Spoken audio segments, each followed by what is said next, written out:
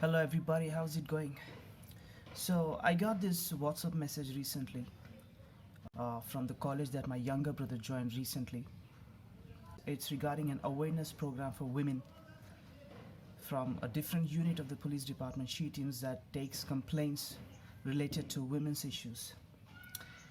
And it was a really interactive, very informative sessions. It was for women, but I joined just to see how this whole thing goes. And yeah, it was pretty impressive. It shows that the state is at least concerned regarding women's safety. It's I'm not the right one to say how serious they are, but at least I can say that they are concerned. So a few takeaways from this session. Uh, they say that the she teams offices are not like the normal police offices. The women are in the normal uniform there, and it's like a very homely atmosphere, and the information of the complainant will be kept confidential. Second is that they say that most of the complaints are on the close cousins of girls, close relatives. That's number one. Number two, it was an advisory to be very careful while uploading your pictures on social media, because there are rising complaints of morphing the pictures and blackmailing women. This is a trend that the police department is saying. All right, so it was a very impressive, initiative, but I don't know why it should be only limited to colleges. And what they covered was of course, everything that has an impact on your mind is serious. These are all serious offenses, but there are much more serious crimes that we need to cover. So I think these things can also be included in these sessions, the things that we are coming across in the news. These serious crimes can also be included, and it can be expanded to offices and other areas as well. Women in general are very sensitive to danger. It's a known fact. And let us try to understand why women are so sensitive to danger, and why an unconsensual or unwanted sexual encounter is such a big deal for women. Here is an excerpt from the lectures of one of the Canadian psychologists, Dr. Jordan Peterson. Have a look at this. So let's assume that the reason that women are higher in sensitivity to negative emotion is because the world is actually more dangerous to women. Right? Well, first there's the danger of physical altercation. Second, there's the sexual danger. So women become sexually vulnerable at puberty. And why do I say vulnerable? Well, it's straightforward. It's because the cost of sex for women is way higher than it is for men. Or it certainly has been throughout our evolutionary history. Because if a man has an unwanted sexual encounter, well, then he walks away, and maybe he's persecuted by the state or prosecuted by the state for it. But if a woman has an unwanted, unwarranted, or incautious sexual encounter, and she ends up pregnant, then, well, in traditional societies, you're just done. And even in modern societies that are rich, like ours, it's big trouble. No matter what you do about it, it's big trouble. So being more nervous about that makes perfect sense. I think that women's nervous systems are not adapted to women. I think women's nervous systems are adapted to the mother-infant dyad.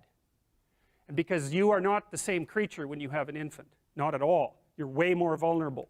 Secondly, I think, whenever there is an unwanted sexual encounter, I mean, of course, I call it a sexual assault. That would be a better term.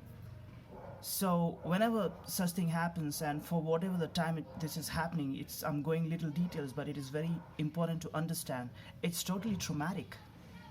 It's a traumatic experience. Now imagine somebody's getting into your house without your permission, and started destroying everything, whatever he says. A total savage mode, sabotaging everything. How do you feel? It's traumatic. Similarly, this is what happens when there is a sexual assault on women. Of course, it is without her consent. It's traumatic. And what is being destroyed? It's her honor, her dignity is getting destroyed. And the best term that I could use is sexual violence. Unwanted, unconsensual sexual assault is sexual violence. That is the best term. Trauma doesn't end there. It will continue to haunt you for a long time. It is very hard to live with that.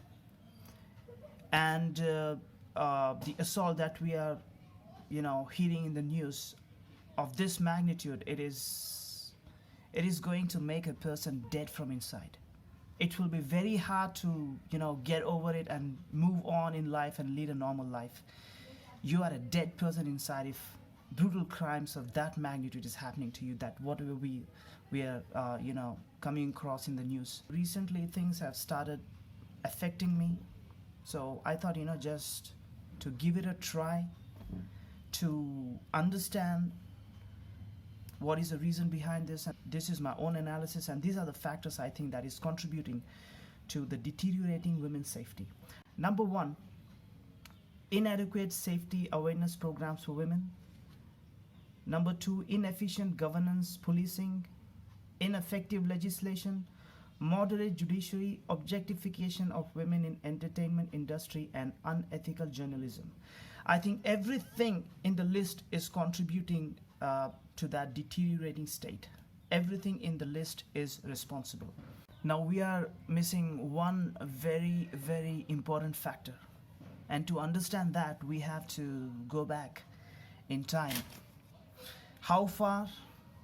Very far. We have to go back in Stone Age, when our ancestors, human beings, used to hunt for living. They used to live in jungle.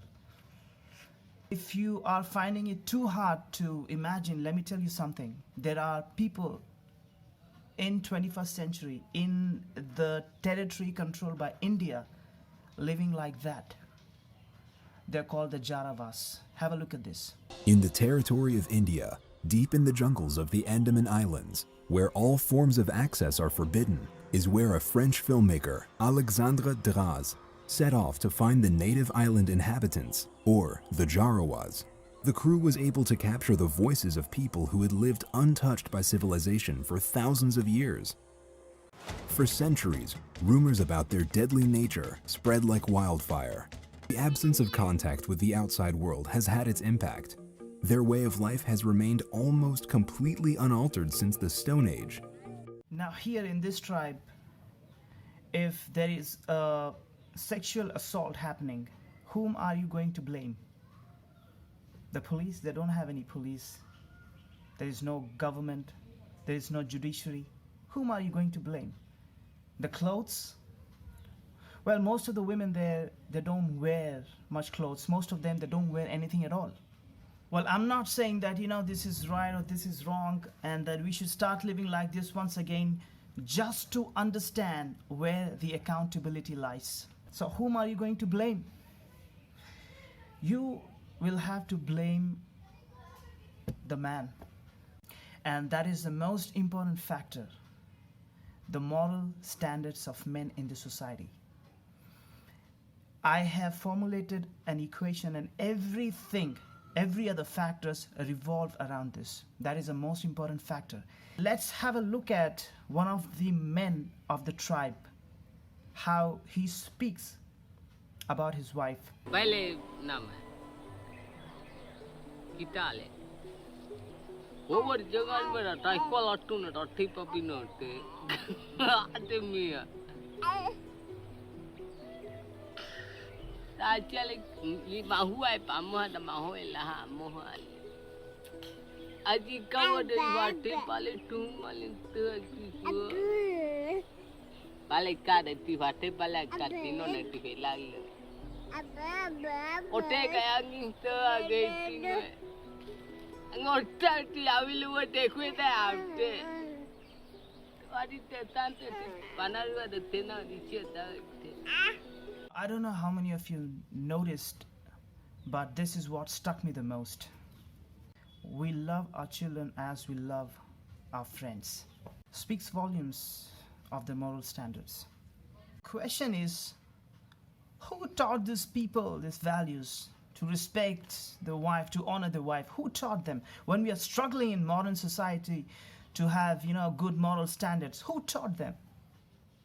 I think the answer is that every human being is born naturally respectful.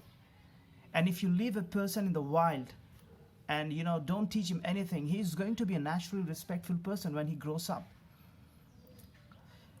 Natural evolution has taught men the right values. It's just like, we have a lot of negative influences around that our moral standards are going down. Everything happens for a reason. And I think the reason why this tribe left uncontacted for thousands of years is because I believe that these ancient tribes have solutions to modern problems. I would like to revise my previous list of factors by adding the most important factor at number 1, low moral standards in our society, and we have to accept it. This is a primary factor that the women are not safe. My formula of calculating the safety index would be the moral standards, of course, an important factor, and we cannot have 100% moral standards in a modern society. It's difficult to achieve.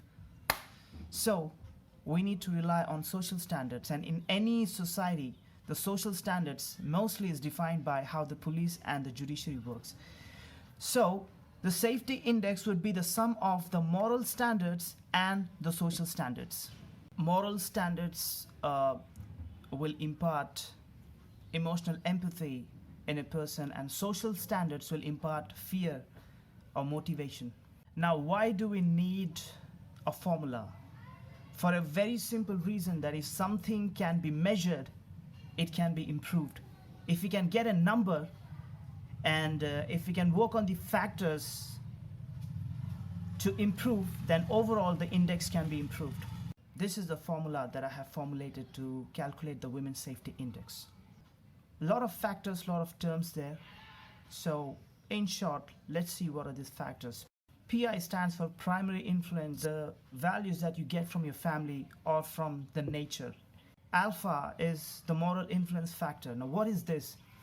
We have to understand how a man's mind functions. Men's mind have all distinct division and blocks, and not everything is interconnected with each other. For women, it is all interconnected. In one box, the morality box, if you are filling it with something, say for example you fill the moral box 50%, you only have 50% left, and that 50% will be filled by the secondary influences.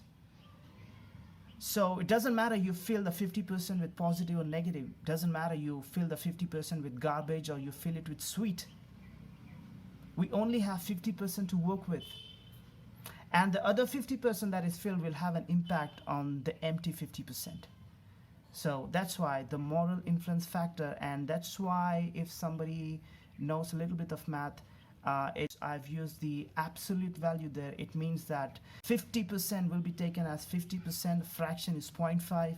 Minus 50% will also be taken as 50% because it's filled. That's why the absolute value.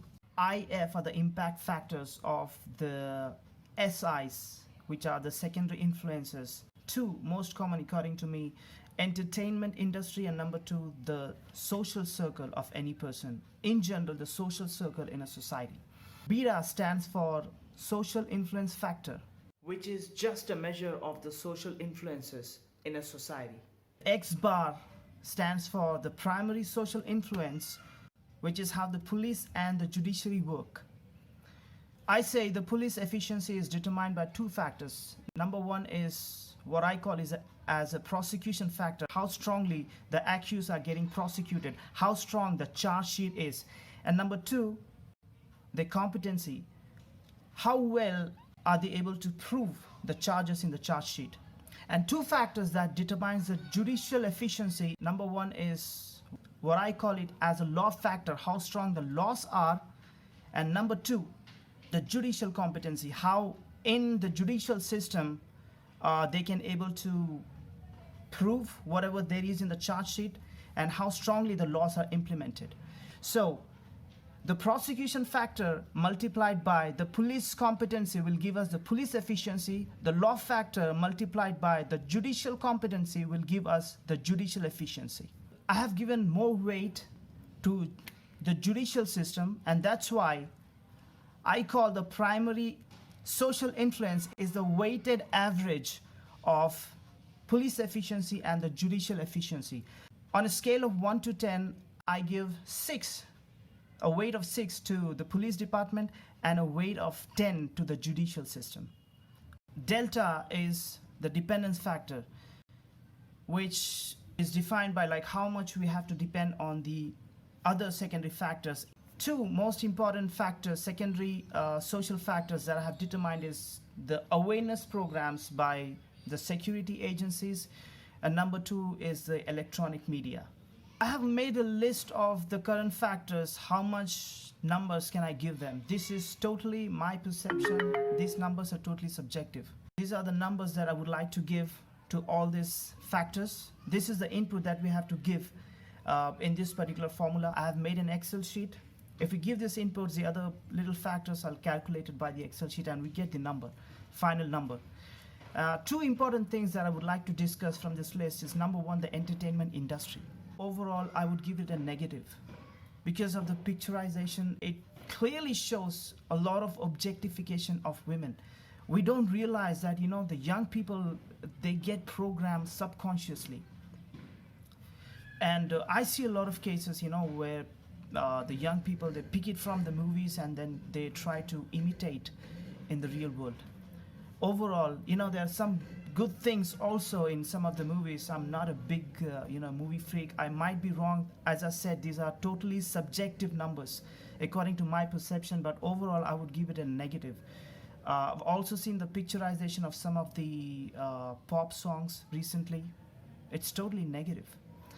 Second, I would like to talk is about the electronic media. It's really unfortunate, the kind of covering that we're seeing in some of the cases. I'm not saying all media houses, but there are few media houses who are totally reporting negatively. And we have seen in the past that there were rallies in support of the accused and the media backing it up, and those accused later got convicted by the court. Overall, the media is making zero impact. There are good media houses doing good work, but that is being totally undone by the negative media houses. So this is the final number that I got. The Women's Safety Index, according to my perception, is 32.87%. We're not even passing. Thomson Reuters, an international organization, they conducted a survey in 2018 and they found out that India is the most dangerous country for women. I don't know how they got to it, but according to my perception, it's 32.87%. How can we improve on this? Now, the list that I have created, we have to identify the factors that we have total control on. The first two that you're seeing in the dark green are the two factors that we have total control on as people. We can improve on moral standards, and we can definitely have a lot of awareness program for women. We do not necessarily rely on the police department. We can have these awareness programs by ourselves. We can educate, our neighbors, the women in our own family, our relatives. This can be done totally. And the things that you're seeing in light green, we have some amount of control. Governance policing, obviously, by the chosen representatives. And of course, if the legislation are effective, we can definitely work on it, because the chosen representatives are also legislators. They have the duty to make stronger laws in the society. If there is a plan, this is how the plan should look like, according to me. Number 1, improving the effectiveness of primary influence to 50%. Moral standards. Of course, you're gonna say, my son is not going to do that. Of course, your son is not going to do that. But having good moral standards, it's not just doing wrong to someone else, but it is also standing up when you see something wrong is happening. And if we can establish a positive communication with the police department. I don't know how the other states work, but I looked at this session and the police seems to be quite approachable. Of course, the whole thing was in the local language, but there were mediators from the college who were, translating. So I think it is very easy because the police is much more reachable to the public than the legislators or the lawmakers. And if we can do that, and if we can improve the prosecution factor to 50%, please remember that, I'm using to 50% and not by 50%. There is a huge difference when someone says to 50% and by 50%. And if we can improve it to 50% in our equation, that would be 0.5. And if we can improve the police capability, the competency to 50%, that's number 2. Third, if we can talk to the legislators and make legislations stronger to 50%, again, I'm making it very practical. I'm not saying that, you should go to 70% or 80%, making it very, very practical. And the last thing, the awareness programs, the impact of it is not very high. It's limited only to the college students. If we can improve the impact by improving the reach and improving the content of the sessions by including much serious crimes, so that the impact in our formula becomes 0.7 and the effectiveness of the content becomes 65% good, then according to my formula, the safety index will become 75.57%, which I think is a very good score. I have another plan number 2. Now, the second and the third points that we don't have much control on because we vote once in 5 years and absolutely no control after that. After the elections are done, we can't have any communication, no control. Now, if we can do something about point 2 and 3, keep them at constant and put in more effort on point 1 and 4 that we have total control on.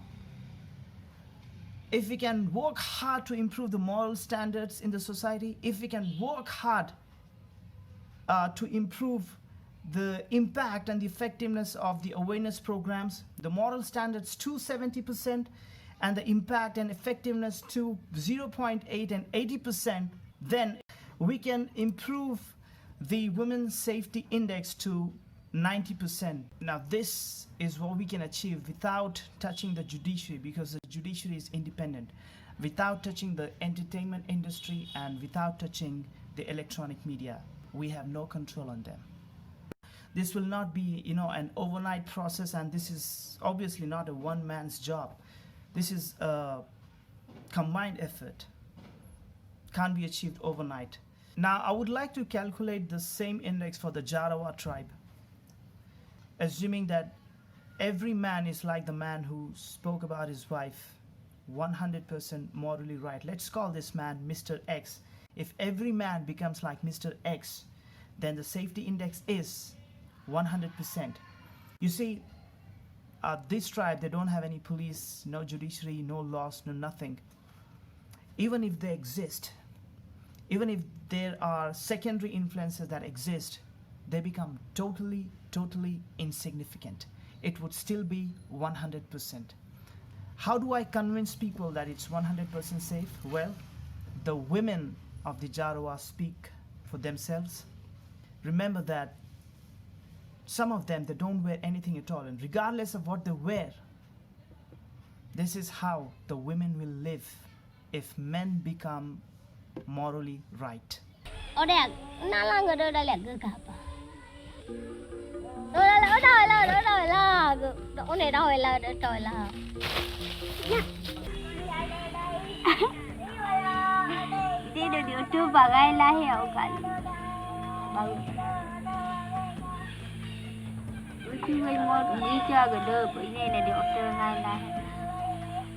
This tribe has beaten every single civilized nation on earth today.